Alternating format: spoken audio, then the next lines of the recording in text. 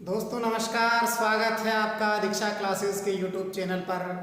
आज हम रीजनिंग का अगला भाग पढ़ रहे हैं, कैलेंडर। देखिए दोस्तों, तीसरे टाइप के सवाल हम देखेंगे कैलेंडर से संबंधित। क्या हो सकते हैं आपके सवाल?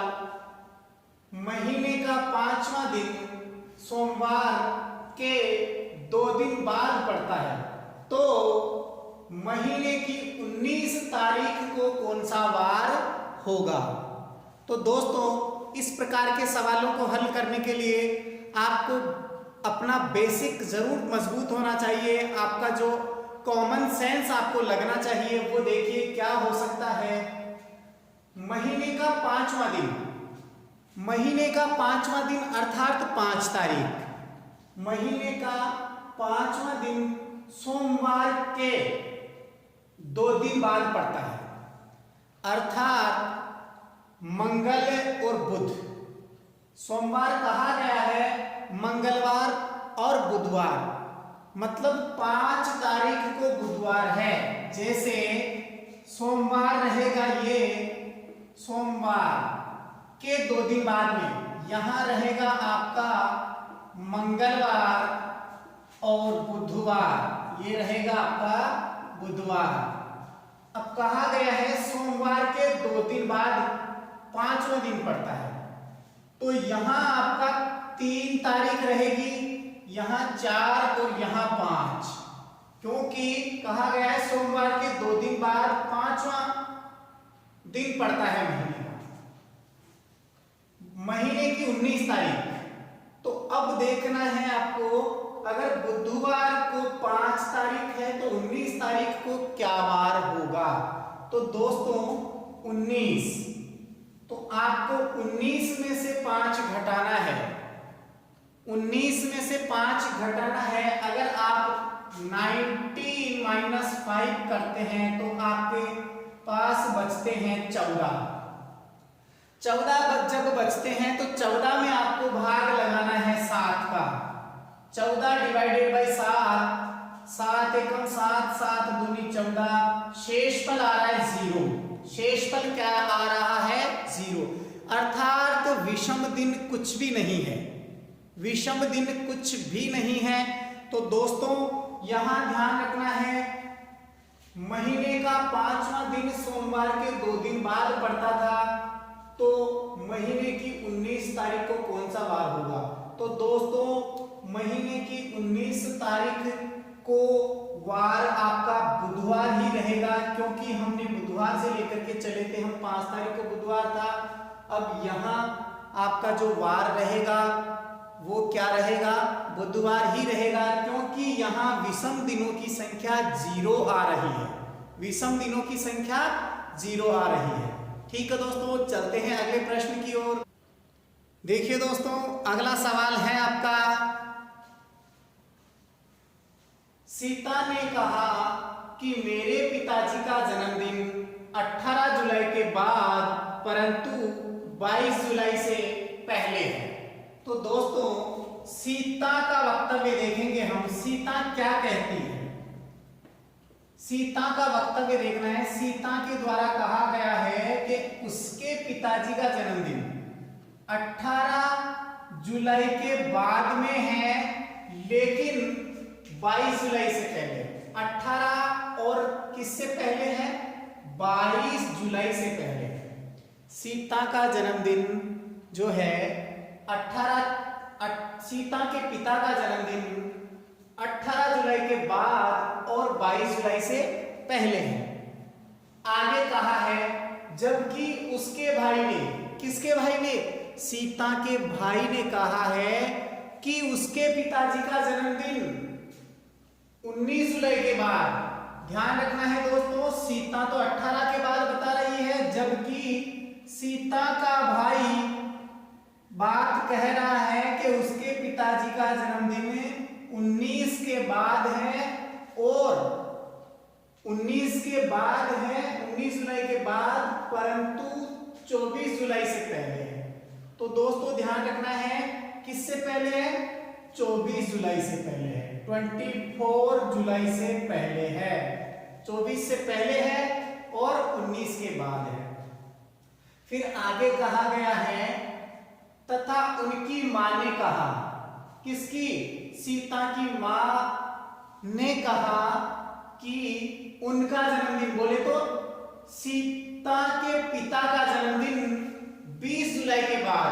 तो दोस्तों मां कह रही है कि उनका जन्मदिन 20 जुलाई के बाद में और 23 जुलाई से पहले, 20 जुलाई के बाद में और 23 जुलाई से पहले है। तो दोस्तों ध्यान रखना है आपको, यहां 23 जुलाई से पहले कहा गया है और कहा गया है तीनों ने बात सत्य कही है, तीनों के वक्तव्य को आपको सही मानना है, फिर आंसर देना है। फिर कहा गया है यदि तीनों का वक्तव्य सही है तो सीता के पिताजी का जन्मदिन किस तारीख को है? दोस्तों 18 को हो नहीं सकता क्योंकि 18 के बाद बोला है, इसलिए नहीं हो सकता। 19 को हो नहीं सकता क्योंकि 19 के बाद बोला गया है, और इसी प्रकार 20 को हो नहीं सकता क्योंकि 20 के बाद में बोला गया है। अगर पीछे की ओर की बातें देखें, परंतु लगा करके जो बोला गया है 22 तारीख से पहले, 24 से पहले और 23 से पहले, इन तीनों तारीख को हो नहीं सकता। तो दोस्तों 18, 19, 20 और सीधा 22, 23, 24 आता है, बीच में तारीख बचती है 21। तो दोस्तों सीता के पिता का जन्मदिन 21 तारीख को रहेगा। ठीक है दोस्तों, पहचान आपके सामने दी है मैंने, किस प्रकार करना है आपको, तीनों के वक्तव्य को सही मानते हुए आपको सवाल को हल करना है। ठीक है दोस्तों, चलते हैं अगले प्रश्न की। अगला सवाल है आपका,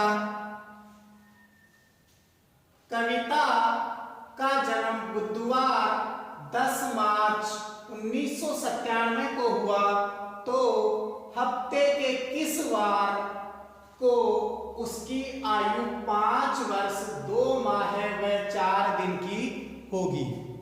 तो दोस्तों ध्यान रखना है आपको, इस प्रकार के सवालों को कैसे हल करना है। 10 मार्च मतलब कविता का जन्म बुधवार को हुआ, और कब हुआ? बुधवार 10 मार्च 1997 को हुआ। अब यहां से ये कविता की उम्र जो है 5 साल 2 महीने और 4 दिन की किस वार को हो जाएगी कविता, ये पूछा गया है। तो दोस्तों यहां सीधा सीधा ध्यान रखना है आपको, इसका तात्पर्य क्या है पूछने का?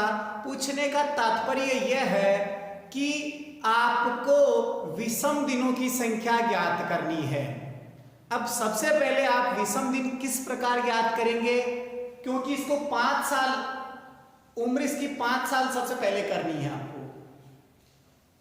तो 10 मार्च 1997, देखिए दोस्तों 10 मार्च 1997 को इसका बर्थ डेट था, और यहां था आपका वार बुधवार। क्या था? बुधवार। अब बुधवार के बाद में ध्यान रखना है 1 साल की कब होगी ये? 10 मार्च 1998। ठीक है, फिर 10 मार्च 1999 को यहां 1 साल की होगी, यहां 2 साल की होगी, इसी प्रकार 3 की, 4 की, 5 साल की। तो यहां 10 मार्च 1900 की जगह क्या रहेगा? सन 2000। फिर 10 मार्च 2001, फिर 10 मार्च 2002। तो दोस्तों 1 साल की, 2 साल की, 3 की, 4 की और 5 साल की 2002 में होगी।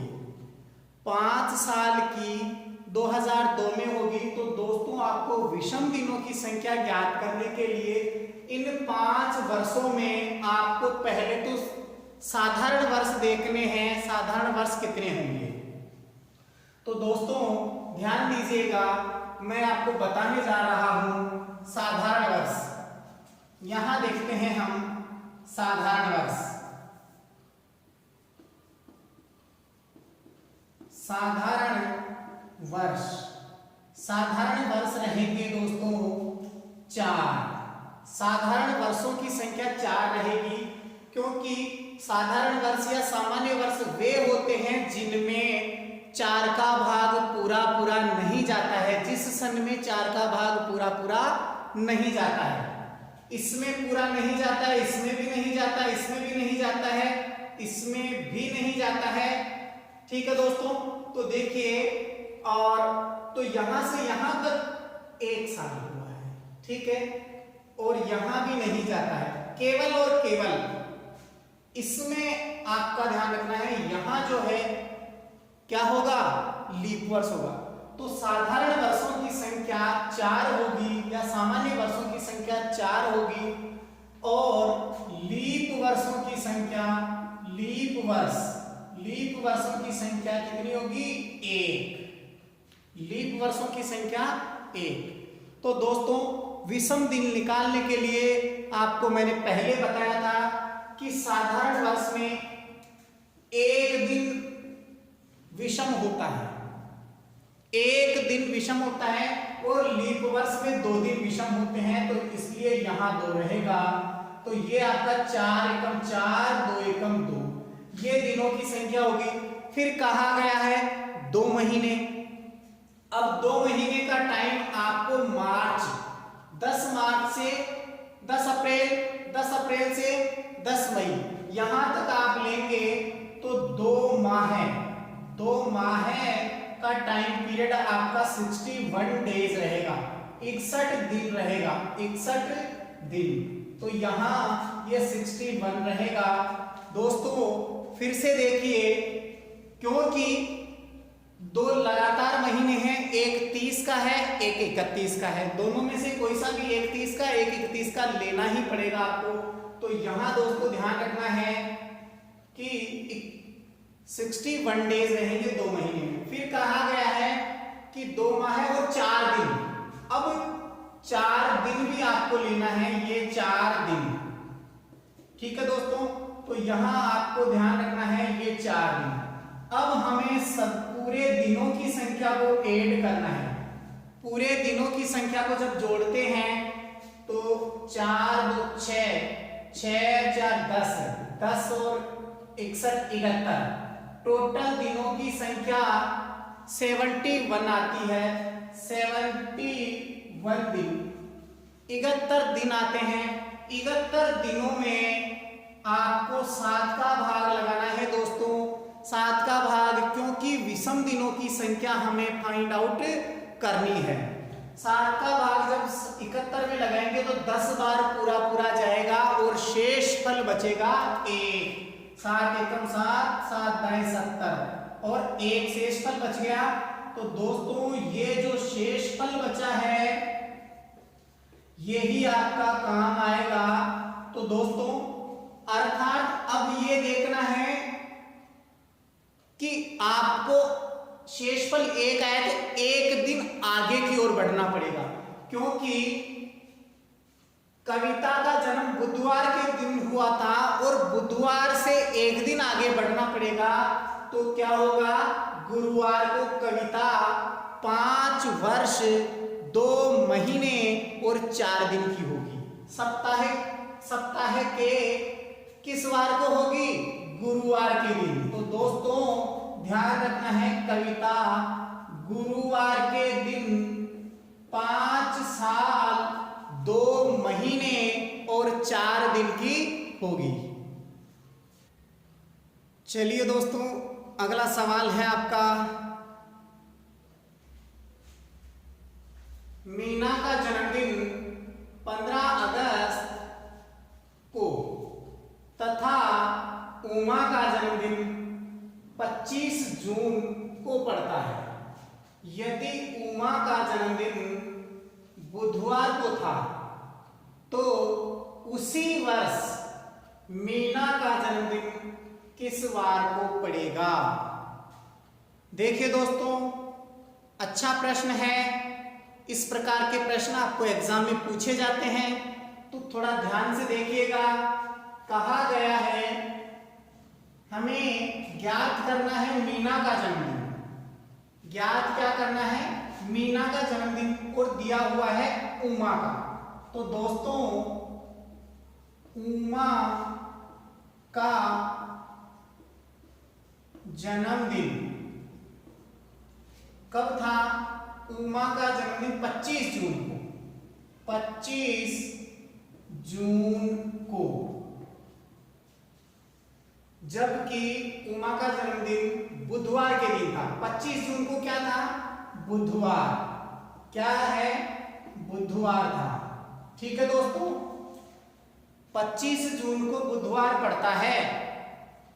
अब कहा गया है कि मीना का जन्मदिन 15 अगस्त को है, तो यहां आपको मीना का जन्मदिन, मीना का जन्मदिन कब है?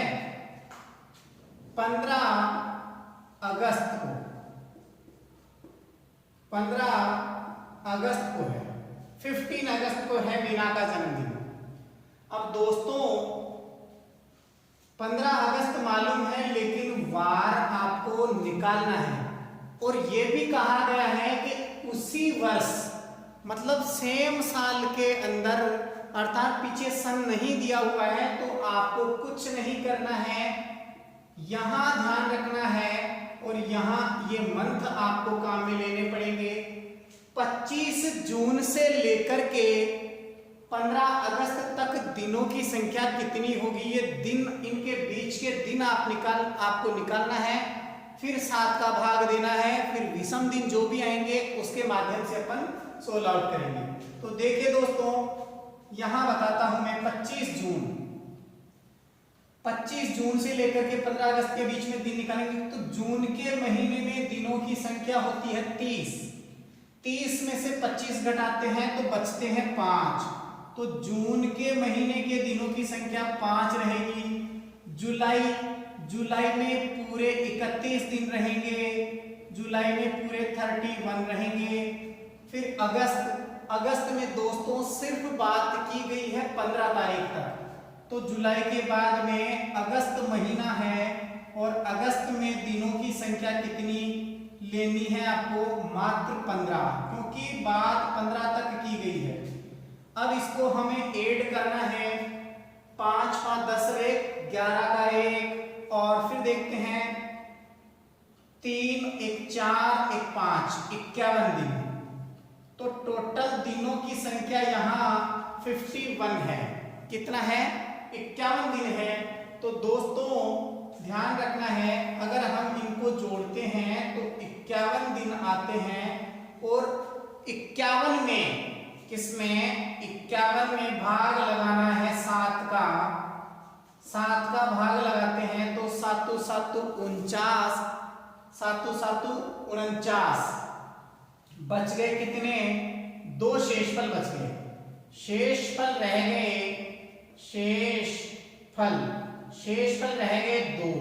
तो दोस्तों आपको बुधवार से 2 दिन आगे बढ़ना है। बुधवार से 2 दिन आगे बढ़ना है। तो मीना का जन्मदिन किस वार को होगा? बुधवार के 2 दिन बाद में, गुरु शुक्र। तो दोस्तों ध्यान रखना है, मीना का जन्मदिन कब होगा? शुक्रवार को होगा। शुक्रवार को होगा। ठीक है दोस्तों। देखिए दोस्तों, अभ्यास के लिए आपको कुछ प्रश्न दे रहा हूं। आप इनके जवाब कमेंट बॉक्स में दीजिए, इनको सोल्व आउट कीजिए। और बड़े ही अच्छे सवाल हैं, एग्जाम के पॉइंट ऑफ व्यू से बहुत ही महत्वपूर्ण क्वेश्चंस हैं। आपको इनके जवाब कमेंट बॉक्स में देना है, और अधिक से अधिक अपने दोस्तों के पास भी शेयर करना है, जिससे वो उनको भी इन क्वेश्चंस का बेनिफिट मिल सके। तो दोस्तों ये सवाल है आपके, इन सभी सवालों के जवाब आपको देने हैं और हमारे चैनल को सब्सक्राइब जरूर करना है। ठीक है दोस्तों, बाय बाय।